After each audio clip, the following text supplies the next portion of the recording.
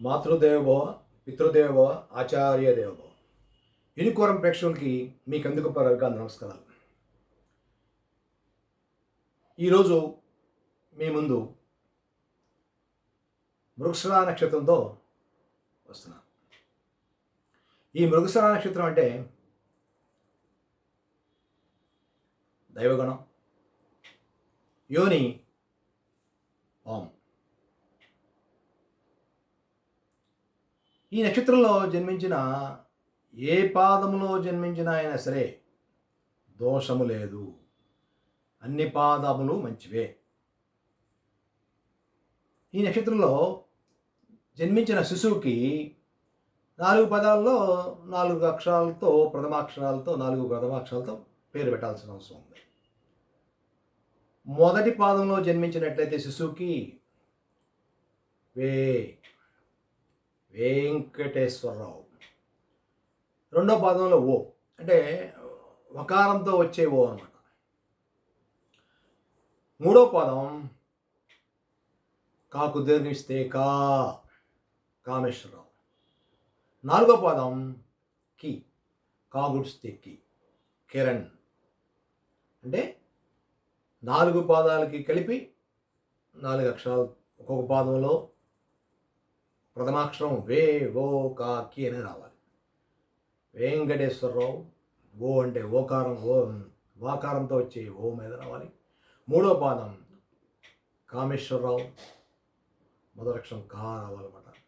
నాలుగో పాదం కిరణ్, కీర్తి. అలా మన నచ్చిన పేరు మనం పెట్టుకోవచ్చు. ఓ కి. ఇది సాధారణంగా మృగశిర నక్షత్రం అనగానే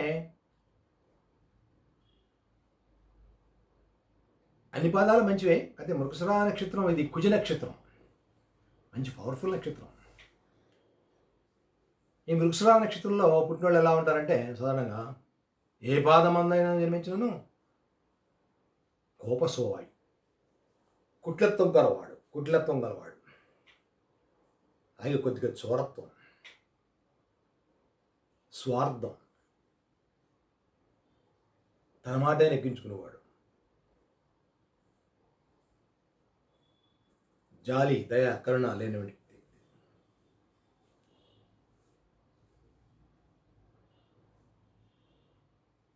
అలాగే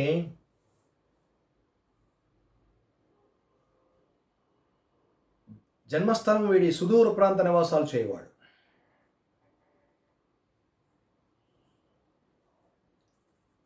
తల్లిదండ్రుల దగ్గర పెరగనివాడు.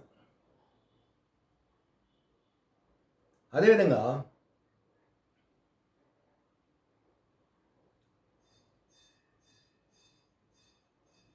ఒక మాటలు చెప్పాలంటే సాధారణంగా వీళ్ళు దత్తులే ఉంటారు. జీర్ణగృహ సౌఖ్యాలు ఏర్పడతాయి.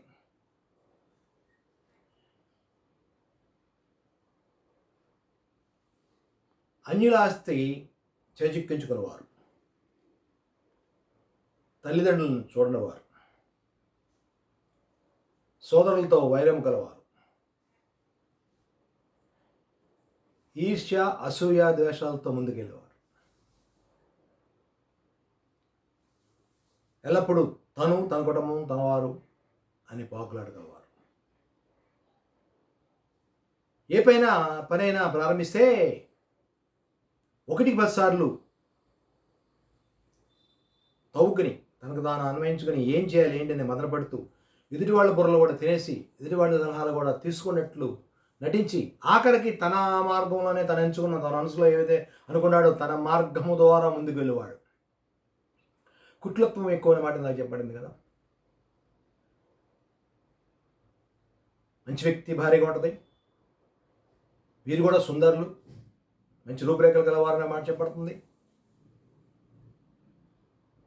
మంచి ధనధాన్యాల ఆర్జిస్తారనే మాట చెప్పబడుతుంది. అలాగే స్వాజితంగాను, పిత్రాజితాలను అన్నీ బాగా వృద్ధి చేయాలని మాట చెప్పబడుతుంది. అయితే వీరు 25 సంవత్సరాలు వచ్చి కాంచి వృత్తి ఉద్యోగాల్లో ప్రవేశిస్తారు. ఏ వృత్తిలోనూ ప్రావీణ్యత కనపడరు. 2-3 వృత్తుల్లో ప్రావీణ్యత కనపరుస్తారు. అలా ఇది నచ్చకపోతే ఇంకోటి ఇది నచ్చకపోతే ఇంకొక వ్యాపారం ఇంకో వృత్తి అనుకుంటూ ముందుకు వెళ్తూ ఏ వృత్తిని ఆశించినప్పటికీ ఏ వృత్తిలో ప్రవేశించినప్పటికీ నష్టాలను చవిచూడరు. గద్దలా తనుగుపోయే తత్వం ఉంటుంది. చక్కటి నైపుణ్యత ఉంటుంది వృత్తి ఉద్యోగాల్లో. సంఘంలో మంచి గౌరవ ప్రతిష్టలు కూడా ఉంటాయి.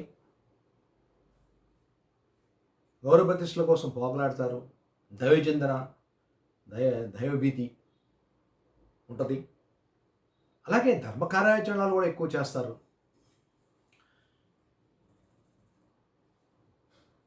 అలాగే వీరికి 55 సంవత్సరాలు వచ్చిన కాంచి ప్రాణగండం ఉందని మాట చెప్పాలి. తీవ్రమైన అనారోగ్యాలు ఉంటాయి. చాలా జాగ్రత్తగా ఉండాలి. 85 సంవత్సరాల ఆయు ప్రమాణం అనే మాట చెప్పబడుతుంది. ఇది ఓవరాల్గా చూసుకుంటే వీళ్ళ తత్వం, వ్యవహారం ఇలా ఉంటుంది. పాపభీతి, దాన ధర్మాలు కూడా చేస్తారు. పాపభీతి ఉంటుంది. అయితే స్వార్జిత స్వభావాలు అన్నమాట ఎక్కువగా చెప్పబడుతుంది. ముక్కోపి ఉష్ణదత్త శరీరం అని చెప్పబడుతుంది. ఏంటంటే మృగశిర నక్షత్రం అనగానే కుజ నక్షత్రం అవడం వల్ల ఇలా ఉంటుంది. ఇప్పుడు ఈ నక్షత్రంలో కనుక స్త్రీలు ప్రథమ రజస్వలు అయితే చాలా మంచిది, విశేషంగా లాభిస్తుంది అన్నమాట చెప్పబడుతుంది. మంచి గుణవంతుడైనటువంటి భర్త వస్తాడు. మంచి దాంపత్య జీవనం, సత్కలత్ర జీవనాలతో పుత్రులు ఎక్కువగా కలిగి ఉంటుంది ఆ స్త్రీ అన్నమాట చెప్పబడుతుంది. మంచి సౌఖ్యాలు అనుభవిస్తుంది అన్నమాట చెప్పబడుతుంది. ఇక పాదాల ప్రకారం చెప్పాలంటే ఈ మృగశిర నక్షత్రం గురించి చెప్పాలంటే మొదటి పాదంలో జన్మించిన వ్యక్తి ఎలా ఉంటాడన్నమాట చెప్పబడుతుంది. అంటే సుదూర ప్రాంత వాసి అనే మాట చెప్పాను. దత్తులు అనే మాట చెప్పాను. దత్త స్వీకారం తీసుకుంటారన్నమాట చెప్పాను. ఇతర ప్రదేశాలంతోనే ఎక్కువగా జీవిస్తారన్నమాట చెప్పాను. శత్రు సంహారులు, వక్రబుద్ధి, కోపి, స్థూలకాయలు, 2-3 వృత్తుల్లో ప్రవేశం కలవారు. ఏ వృత్తిలో ఉన్నప్పటికీ నష్టం లేనటువంటి వారు. అందరికీ ఇష్టలే ప్రవర్తిస్తారు. లోగుట్టు పెరుమాళకెరుక, తన లోగుట్టుని ఎవరికి చెప్పరు. మంచి భార్య, అనుకూలవతి భార్య దొరుకుద్ది. స్వల్ప సంతాన నష్టం ఉంటుంది. ఆటంకాలు జీవితంలో ఎన్ని వచ్చినా ఎదురీది ముందుకెళ్తారు. అలాగే ఆర్భాటాలకు పోయి ఒక్కోసారి తన వంశం, తన స్వార్థం, తన వాళ్ళు అనే వాటితో ఆర్భాటాలు పోయి వచ్చేస్తారు. అన్య స్త్రీ సాంగత్యాలు కూడా ఎక్కువ ఉంటాయి. స్త్రీ సౌఖ్యాలు ఎక్కువ కోరుకునేవాడే మాట చెప్పబడుతుంది. ఇక రెండవ పాదంలో కనుక జన్మించిన వాళ్ళు ఎలా ఉంటారంటే సాత్వికులు, సదాచార సంపన్నులు, సత్యవాక్ పరిపాలకులు, మంచి రూపురేఖలు గలవారు, వ్యాపార దక్షులు, అధిక ప్రసంగికులు అనే మాట చెప్పబడుతుంది. బంధు ప్రయత్నం ఎక్కువ ఉంటుంది. తన వాళ్ళు, తన బంధువులు, తన వారు అనే మాట ఎక్కువగా చెప్పాలంటే తనవారు అనే మాట ఉంటుంది. తర్వాత బంధు ప్రియులు అనే మాట కూడా చెప్పబడుతుంది. ఆ బాల్యంలో వీరికి 12 ఏట జలగనం ఉంటుంది అనే మాట చెప్పబడుతుంది. 32 నుంచి యోగాలు అనే మాట చెప్పబడుతుంది. ఇక మూడవ పాదంలో జన్మించిన వ్యక్తి దాపరకం తెలియని వారే అంటారు. గృహం, గృహ సౌఖ్యాలు, కుటుంబ సౌఖ్యాలు, తన వంశం, తన వంశం పట్ల ప్రేమ కలవారనే మాట చెప్పబడుతుంది. తన కుటుంబంలో ఎలాంటి మా జీవితం, మా కుటుంబంలో ఎలా ఉన్నారు, ఇలాగ బతకాలి, మా తాతలు నేతలు దగ్గర మేము కూడా మా మూతులు కూడా వాసన చూడండి అనే తత్వం అంటారు. 30 సంవత్సరాల నుంచి స్థిరాస్తి అభివృద్ధి చెందుతారు. 34 సంవత్సరంలో ఆరోగ్య విషయంలో జాగ్రత్తగా ఉండాలి. అలాగే ఎవరిని నమ్మరాదు. 34 సంవత్సరంలో అలాగే అన్యుల వల్ల, బంధుమిత్రాదుల వల్ల ధననష్టాలు ఉంటాయని మాట చెప్పబడుతుంది. అలాగే వీరికి పరగృహ వాసాలు, పర గృహాలు ఏర్పడతాయి. జీర్ణగృహ సౌఖ్యాలు కూడా ఏర్పడతాయి. అన్యుల ఆస్తులు చేజిక్కించుకునేవారు మాట చెప్తుంది. అలాగే సోదర బంధువులతో కూడా ఈ మూడవ పాదంలో పుట్టినవారు సోదర బంధువర్గాలతో కూడా మోసగించబడతారని మాట చెప్పబడుతుంది. 34 సంవత్సరాల ఆరోగ్యం, సోదర బంధువులతో, సోదరీమణులతో, బంధువులతో జాగ్రత్త అనే మాట చెప్పబడుతుంది. ఇక 4వ పాదంలో చెందిన వ్యక్తి జీవితాంతం మిగిలిపోయే విధంగా మంచి సుకార్యాలను చేస్తారు. మంచి పనులు చేసుకుంటూ ముందుకెళ్తారు. అలాగే వీరి శరీరంపై మచ్చలు, గాయాలతో కూడిన మచ్చలు, కాలిన గాయాలతో కూడిన మచ్చలు ఉంటాయి. జీవితాంతం మిగిలిపోయే విధంగా ఉన్నటువంటి మచ్చలు, శస్త్రచికిత్సలు కలిగి, కుట్లు కలిగి జీవితాంతం మిలిపోయే విధంగా మచ్చలు ఉంటాయని మాట చెప్పబడుతుంది. పుత్ర సంతానం ఎక్కువగా ఉంటుందని మాట చెప్పబడుతుంది. అలాగే తండ్రితో ఎక్కువ విభేదాలు ఉంటాయి. తల్లిదండ్రులు ఎక్కువ చూడడు, తండ్రితో విభేదాలు కలిగి ఉంటాడు.